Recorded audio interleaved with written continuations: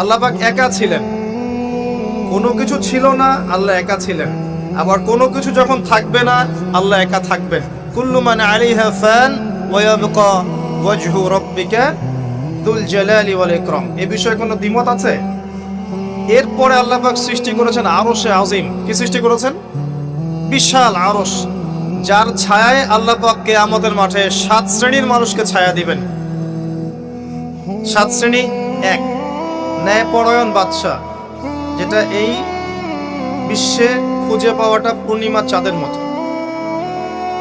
2, সেই যুবক যে তার পুরো যৌবনকাল আল্লাহর পথে ব্যয় করেছে, এটা সুযোগ আপনার সামনে আছে, আপনি লুফে নিতে পারেন, এই সুযোগটা আপনার সামনে আছে। 3, ওই ব্যক্তি যার কলব বা অন্তর মসজিদের সাথে ঝুলন্ত থাকে, টিকটকের সাথে নয়, মসজিদের সাথে ঝুলন্ত থাকে। এখনকার যুব সমাজের অন্তর অনলাইনে ঝুলন্ত থাকে, দেখবেন। 4, ওই দুই ব্যক্তি, যেই দুই ব্যক্তি পরস্পরকে শুধুমাত্র আল্লাহর জন্য ভালোবাসে,